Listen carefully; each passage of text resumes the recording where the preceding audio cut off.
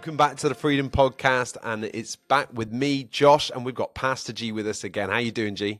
Come on, we're back to it. Back in the UK after our tour in USA. Fantastic time over there. Got to see all you three boys and your amazing women and the kids and the church. I mean, it's just all been happening. So we've been back now for about a week, back to lovely UK. But yeah, we're doing great. Excited for this next season that we're in. Heck, there's lots going on, Josh. We were just chatting before we came on about the many things that God is doing in our churches and the people that are coming in who are meeting Jesus. I mean, it's still, it blows my mind that we get a chance to be part of this. What a great day we're in.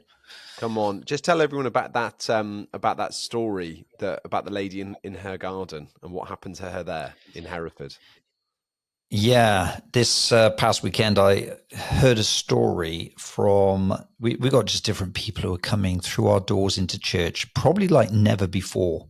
We're seeing some of our biggest numbers we've ever seen come into regular Sundays, and people are giving their lives to Jesus. Well, I heard this past week, often you think, oh, it's through social media, through a personal invite. But I heard that someone came in from a Hindu background that is in Hereford, and they had a vision of Jesus in the garden. Wow. And from that vision, there was this, Jesus is real. I need to go to church. So they turned up at church. And it's like, how did you come to be here today? And Invited personally by Jesus. That's pretty good, isn't it? But I've heard this many times, and we've heard it in some of our other locations where someone is maybe they've grown up in a Hindu background, maybe even a Muslim background. I've just heard that they've had personal encounters of dreams and visions of Jesus. Like, this isn't the only one. There's something very powerful. You imagine this is that just one day Jesus appears to me, and or in my dreams, in this vision, and he points me to the truth. He points me and says, I am the way. And from that, they have this understanding, well, I need to go then to church. and the Holy Spirit guides them through our doors. And yeah, we just need to be ready for that, expectant. I believe that we're in a day right now where God is moving in extraordinary ways. And so we need to be expectant. I mean, it's so powerful to see that God is moving like this. Great stuff, Josh, isn't it? It's a beautiful thing. It really is. And just feels like, yeah, God's turning up the dial on this all around the world, like you said. And we are looking ahead to launches this weekend. We're relaunching in Cape Town in South Africa. We are launching in Charleston, South Carolina in the US. It's a big weekend for Freedom Church. And I'm going to be heading down with a bunch of volunteers to go and support our guys in Charleston. Oh, that's going to be fun. Yeah, I can't wait to be there and see it all take off. It's going to be amazing to go and support Saz and Dave Thomas down in Charleston. If you're in the area, you listen to this, you need to get there. It's going to be amazing. But I was reflecting, G, and thinking back about how 13 years ago we had been obviously leading in Hereford and involved with our church that we planted there. And then it's like, right, this is our first big plan out from Hereford into Cardiff in 2011. And we are traveling down with a bunch of volunteers. And we're setting up church in Cardiff to support Saz and Dave, who are the pastors. And then I was thinking this weekend, fast forward 13 years later, we're both now living in the US. I'm now once again going to be getting in a car and taking down a bunch of volunteers. And we're going to be going and supporting our first church plant into the US outside of this one that we had here in Raleigh originally. And Saz and Dave, our good friends, are once again the pastors pioneering down there. And it just feels, I just had this sense of like deja vu, but this almost, it's another version of the same thing, but at a greater scale, a greater purpose. So much has gone between now and then. So much has happened. but we're now getting ready to do it all again after 13 years. It's quite an incredible and beautiful thing. That is, and to commend Dave and Saz with that, Mm, because there's, as you said, there's been a journey of 13 yeah, years. In fact, I think they were in Cardiff for about a year or so. yeah, It year and a wasn't half, that something long. like that. It wasn't They long. got things firing. They got the church going, and there's a great church there today that is just, again, poised for growth. But going back then, they went and served for that time. Then you got this big gap of lots of things happening. They were part of Hereford, central team, and involved in so many different things back here. And then the call comes again, and it's right now. You're not going to Cardiff, you go into the USA, and they are this big full circle. And even with you traveling down, I mean, it's quite, It all is. these years later, we're on the road again. But the faithfulness of saying, I will go again. Not, I did my bit 11 years ago, but this thing of, we're ready to go again. And that's what Dave and Saz did when they got up. That's what you and Rose did, that, with your children this time. When they did it the first time, I don't think they had a baby, or No. perhaps they had a little one. But right now, Yeah, this is they're amazing. out there this weekend believing, and I believe it's going to be a phenomenal launch. I mean, you're going to get to Mm, be there for that first Sunday. Is going to be one to remember. Can't wait to yeah, hear about it. I'm very excited to be there, and we got believing for big things to happen this weekend. Yeah, Lots of people to be amen. impacted, lots of people to find community, and start on their journey of coming to Christ or coming and reconnecting into church again. And yeah, believing for some people to be saved this weekend. So if you guys are listening to this, please take some time to be praying for Charleston, Yeah, be praying for Cape Town this weekend, that they would just have a huge impact, that people would come, that people who said that they were going to come would show up, yes, and we would see people that are open and ready to receive the gospel. amen. Come on. I believe there's going to be hundreds of people this weekend that are going to come in on the first day, and we're going to see people find their home. Come We're going on. to see people turn up and say, "This is what I've been waiting for. I've been Yes. praying for this for so long," uh, and we're going to hear great reports about it. Yep. And we'll report back here on the podcast next week some info about how it all went, which will be very exciting. Hot off the news. Come on, Josh. Yeah, that's right. Hot off the press. But as for today, G, I wanted us to talk a little bit about this continuing journey with Dave. Sorry, not with David, with Joseph, that we've been talking about over these last few weeks. Where we've had time together, and we talked about um, his time in the prison last time, and we talked about him being a dreamer the time before that. And I wanted us to talk a little bit about today. He gets called up by Pharaoh and has this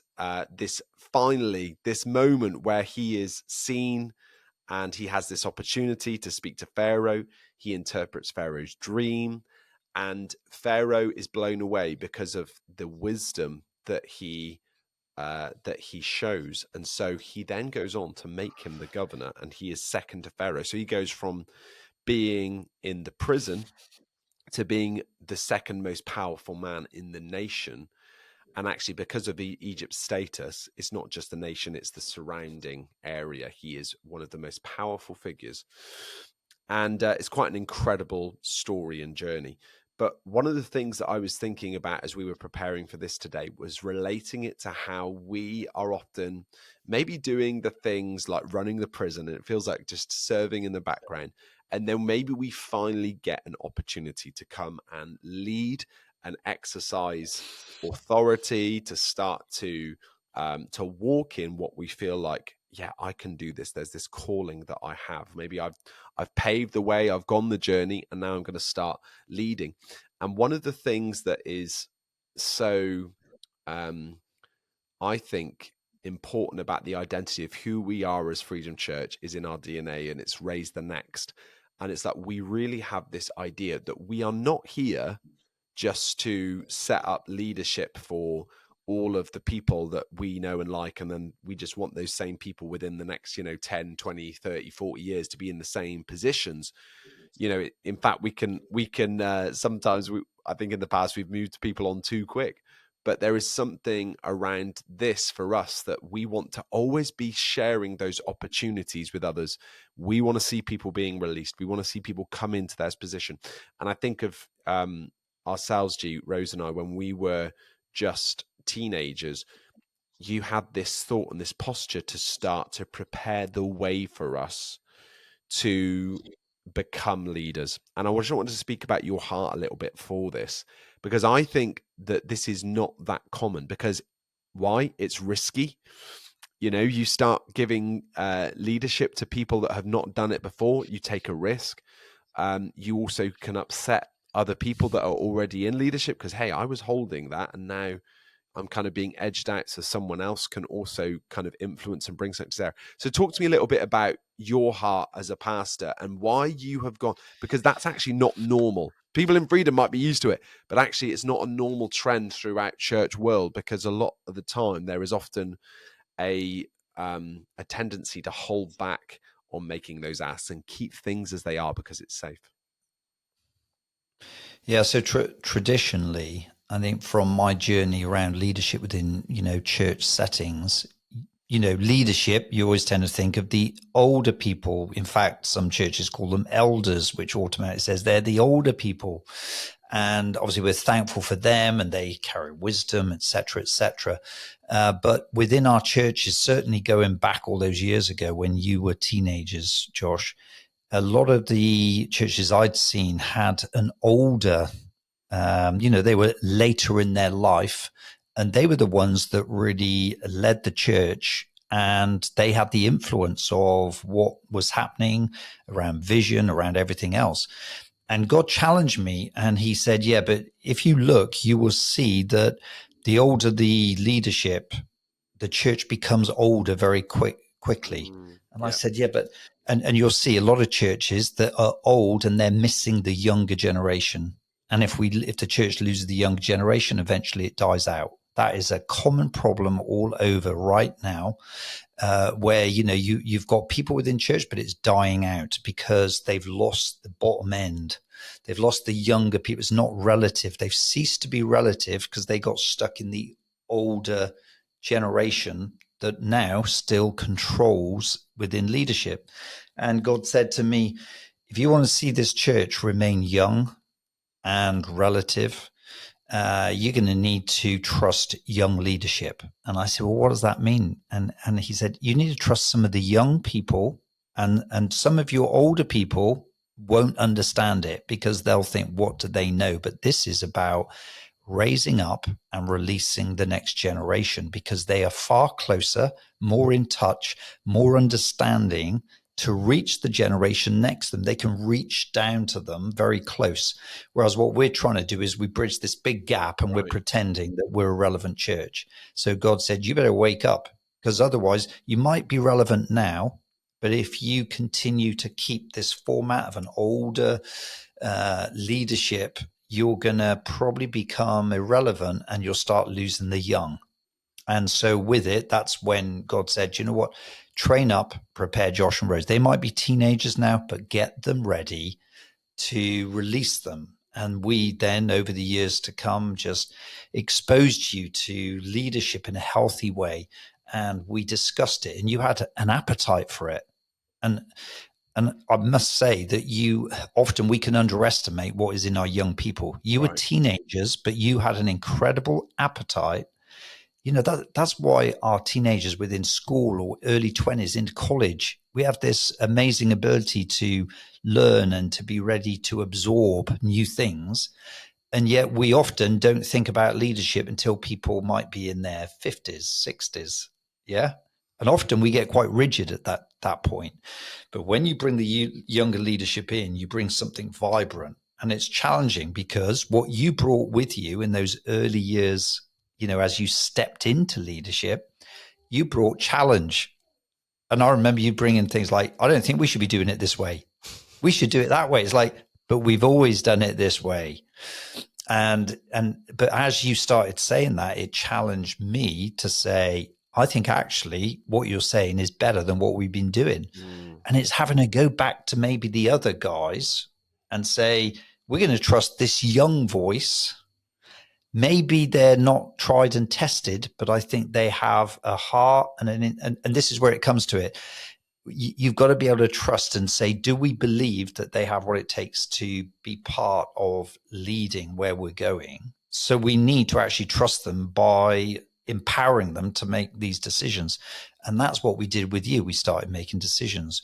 One of those things, Josh, was when you decided we need to get cameras, and you convinced me to buy this expensive camera, and we we didn't have a lot of money, but it was like we need to be filming stuff.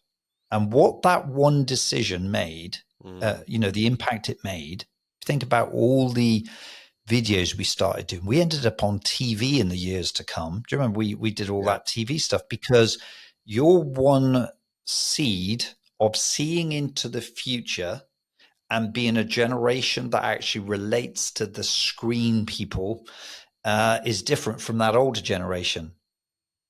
Because you were growing up with the internet and all these different things, so your thinking was different, and this changes all the time. So even for you now, Josh, you're in your later 30s, and even now, the generation that's coming up below you, there's something about we got to have the same with them. You got to be saying the way they're relating to their world is different to the way we related.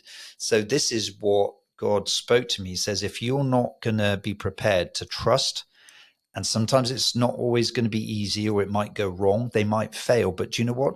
You're going to be the person that can protect that. And if you have a heart to raise the next, this is all part of it.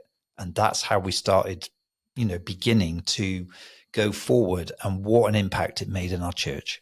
Come on. And I think, G, it's something that I often hear you say still now is that, hey, why haven't you given that teenager a go in that role? Why don't you give them a chance leading worship? Why don't you give them a chance leading our young people? And I think that you do see things that perhaps others don't see, because there's something around, sometimes it's not displayed in us until we get an opportunity. And I think that one of the things we've been reflecting here in Raleigh over the last 6 months, as the church has really grown and got momentum, is that we're seeing people step up and lead in ways that they would not have done if we were still where we were at a year ago, because there is a need for them to step up and lead. So we've had to place faith in them. We've had to utilize them. But if you'd asked us a year ago, would we want them doing that? We'd say, oh, they're probably not ready. They don't look like they're really displaying what it needs right now. Absolutely. But our hand was forced in a way to be like, right, you need to trust these people because the church is growing and you can't do it all alone. So you start taking risks. And I think that's an essential element, isn't it, of starting to entrust leadership to others. Pharaoh takes this huge risk on Joseph to say, I'm gonna give you the authority over the kingdom. You've got the plan here, but it's a huge risk. He doesn't know the guy. He doesn't, he's just met him. But there's this risk element, and I think for us as the church, we have to keep taking those risks, because I can think of so many times where I look at the person that you're kind of talking about, the position, and saying, right, should we give them the chance to kind of do this? Do we think that they're ready? And almost every time I can tell you, I don't feel that they're ready for it, because it's almost like they can only show you 60, 80% of what's in them. But once they have the opportunity, you see them come up to that. And so I think that we have to not see things just as they are, but as they could be. You can't get your guarantees. You go, oh, yes, we know that when they step up, they're going to always communicate well, and they're always going to be organized, or they're always going to lead with authority. Actually, we don't know all those answers, but we don't get the luxury of that. But if you wait for that luxury, you actually keep things small and restricted, don't you?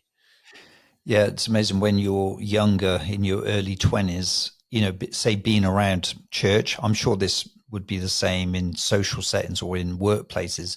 I think you see yourself as older than what you are. And so you're waiting for people to go, I'm grown up. I'm 24. for example, it's like, I want to be trusted with some things. That's, we want to be given someone to believe in us and say, we're going to give you an opportunity. And yet it's so funny because when you're, say, 50 years old, you look at a 24-year-old totally different from when you were 24. You look at them and think, well, they need a few more years yet to mature, and not sure if we'll trust them. But when you were in that place, you wanted the opportunity and you felt old enough and ready. And yet we sort of are always got this thing of, well, when they're 28 or they need a bit longer, it's almost like people aren't ever really that ready. And then what happens is their eagerness, their willingness to step up and do something bold and volunteer to do something almost diminishes because they Yeah. weren't given.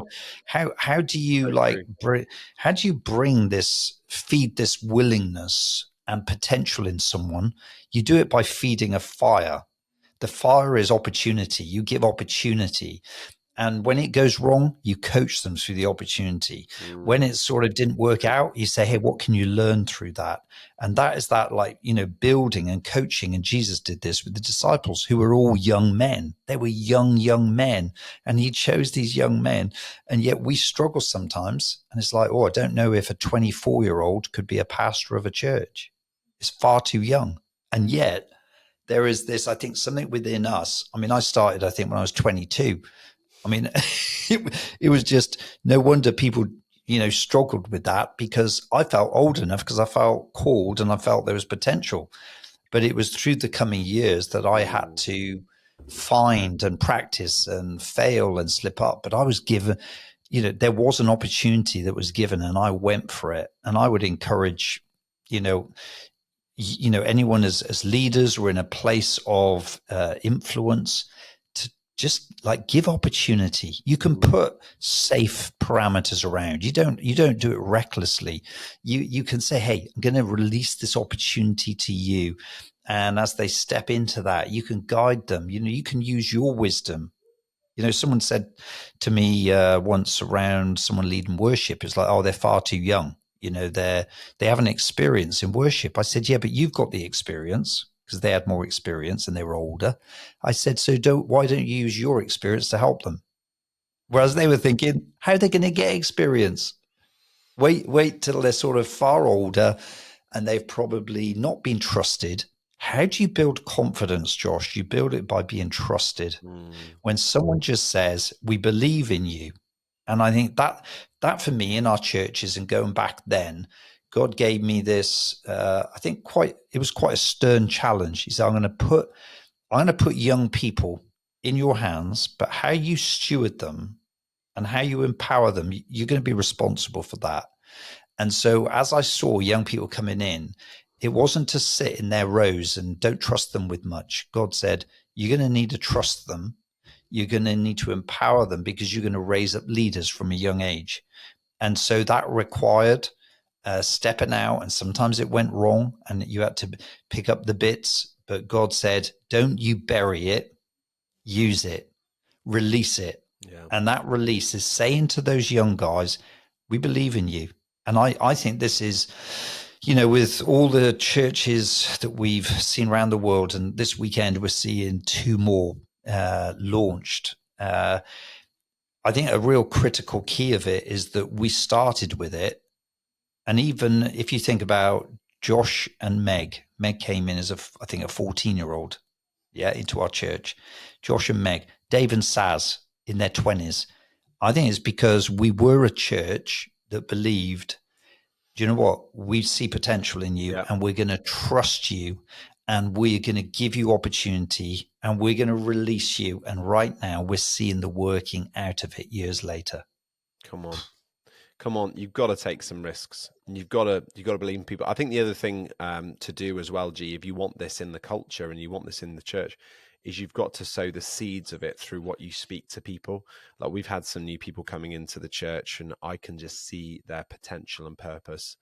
And so I haven't got a leadership position for them right now, but I'm already speaking it into them. I'm like, you're a leader. You're going to make a difference. God's anointing is on you. And I don't know if you remember, we were talking when you were here a couple of weeks ago, to a couple of young women sisters, and we started speaking into them, and they were moved by Brilliant. it, because it's that they were not used to leaders speaking that out over them and speaking about their purpose and their anointing. And I think that if we want to see that, you've got to be not just waiting for them to come, but start speaking it out, sowing it with what we say and what we speak over others.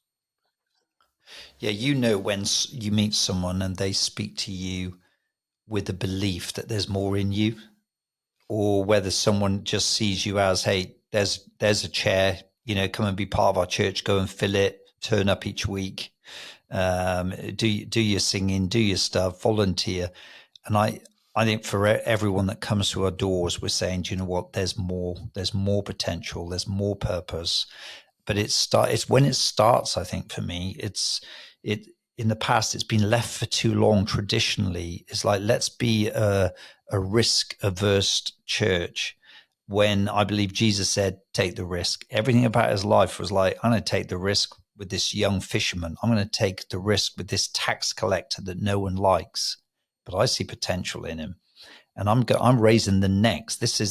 These necks that are being raised. They're going to be the ones that are going to cause this explosion of the early church to go out. And it was a bunch of young guys, and we know clearly they didn't have it together. They made mistakes, but they had a love for Jesus. And I think coming back to this, Josh, this is, for me, the most important thing is more the relationship they have. The relationship. I'm looking for people who really love Jesus, who they're not out to find a position for themselves, Really that selfish ambition. They're not out for, I want to know what my place is, and I'm good at this. And in fact, I'm not so interested in that. I want to see a love for Jesus and a love for others and a love for his church. Amen. And when I see that in the church, and I see it in young people who are serving, we got some great zeal guys right now that are just serving on production and serving in different areas. And one of the guys, he's a young teenager, and he invited his friend into church who isn't saved, and just in the past weeks, he comes into church. I think he's 14 years old, not used to church whatsoever. Comes in because his friend's serving, and he invites him in. He gets saved, right? And now that guy, just weeks later, he wants to volunteer on serving in the same way. He's got a hunger to want to come and serve our church. Doesn't understand much about it. Now that excites my heart, because that's what I'm looking. And when we go back to Joseph, think about him. He gets put in prison. He's this young teenager. He could be thinking it's over, it's left. But I think he was there. He was serving the jailer. And it's like, right, what can I do to serve here? And I don't know whether he was there sweeping up the prison, doing the jobs that no one else wanted to do, but he was doing something as a young person who seemed to love others and know that God had a bigger purpose for his life. So what did he do? He was faithful with a little until it got recognized in a bigger way. Come on. And G, if you're just flipping this to the other side of almost being the one, so we've almost talked about being the leader that is being releasing and trying to create those opportunities for others and create pathways for them to step into leadership and realize their own authority and shape and opportunity. What about from the perspective of that person that is receiving the opportunity? So there'll be some people here maybe listening to this, and they've just been asked to start leading a serve team for the first time, maybe leading a children's room, maybe leading a small group, maybe leading zeal, for our young people. What would you say to them about stewarding that opportunity? The number one thing is faithfulness, just being faithful with what you're given, faithful with the small. So no matter what, it's not to do with the size of the role. Mentioned this around David. It's like, hey, you're going to go and kill Goliath. It's like, I want that sort of challenge. It's like it's a glory challenge. I'm going to be faithful with it. But can you be faithful with serving the packed lunch? And I think that's where it really starts. So it's not to do with the size of the task. It could be, hey, I've been given this small opportunity. In my last church, I got given this big leadership opportunity.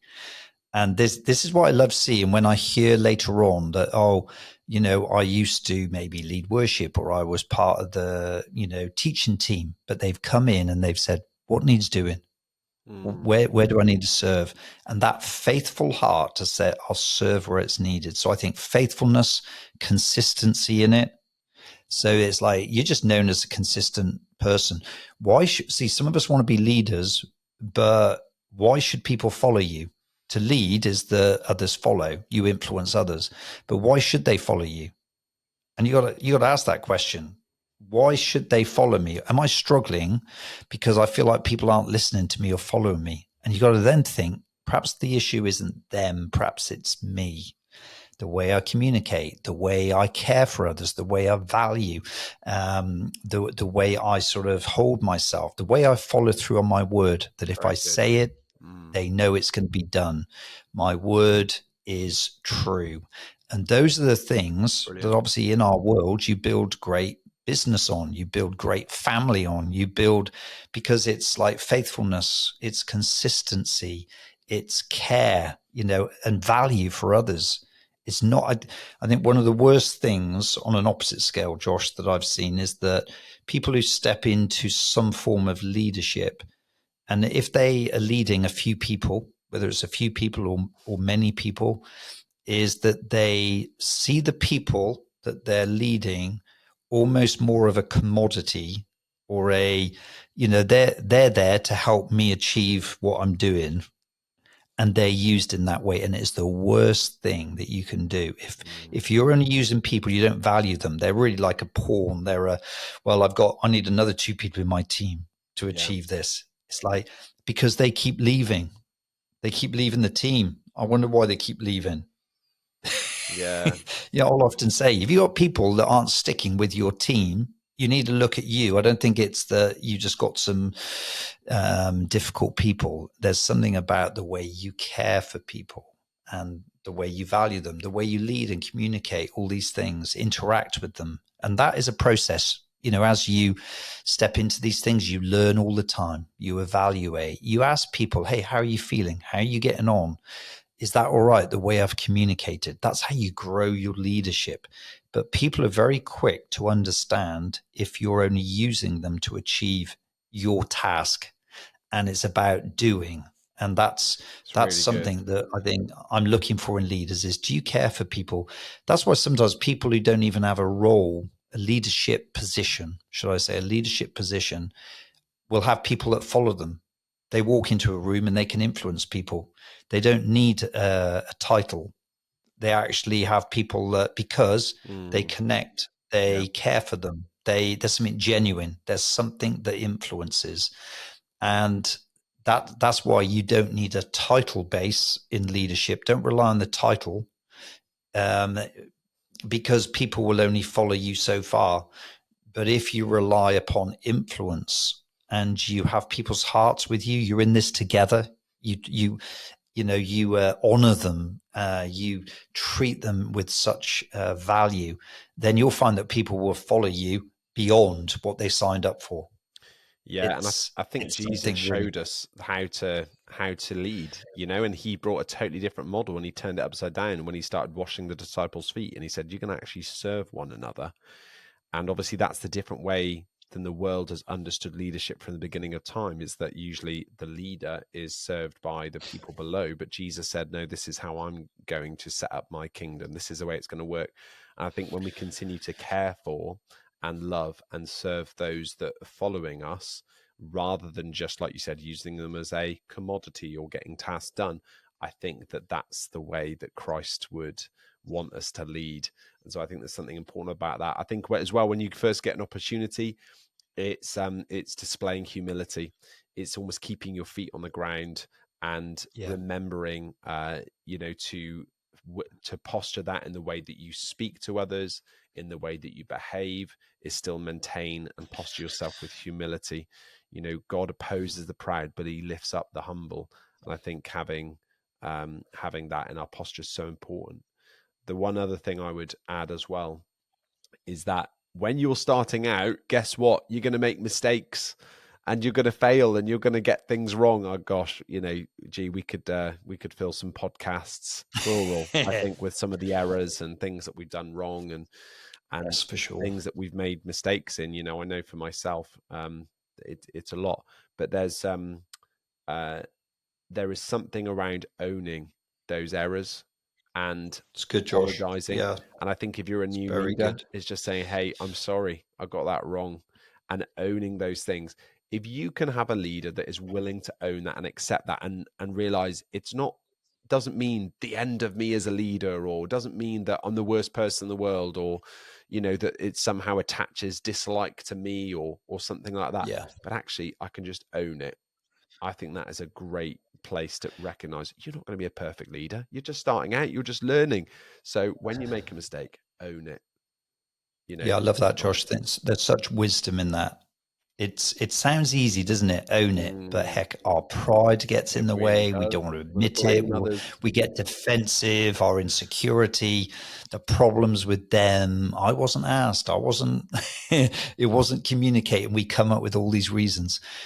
People will say that experience is the best teacher, but it's not just experience. It's actually evaluation. If you don't learn to evaluate, you can have all the experience you want. But if evaluating is asking the questions and asking the question, what you just said, so I've got to ask the question and think, okay, could I have done that better? Is there something I need to take ownership for? Is there a different way this could be done? If you can apply those things, these are amazing leadership. Yeah. It will grow your leadership. If you really, people struggle with this more than I understand, because it's like, guys, don't you keep making the same mistake, and you've almost got to a bit of a brick wall. It's sort of hard to push through. Because why? Because you're not asking the questions, you're not evaluating, because and it's normally always, oh, well, I just need more experience, or no, you're just going to go in circles here, or I need a better leader above me because I'm not being trained well Yeah. enough. And what you're doing is you're putting it back on someone else. Your ability to ask questions about, could I do this better? So you might think, actually, that I didn't put the time in I should have. I came late. I didn't communicate well. And then what you do is you just say, right, that wasn't good, but now I'm going to improve on these areas. Mm, And if we can do that, if we can even ask someone that is over us, leading us, to say, how can I improve for this next time? Is there anything you want me to change?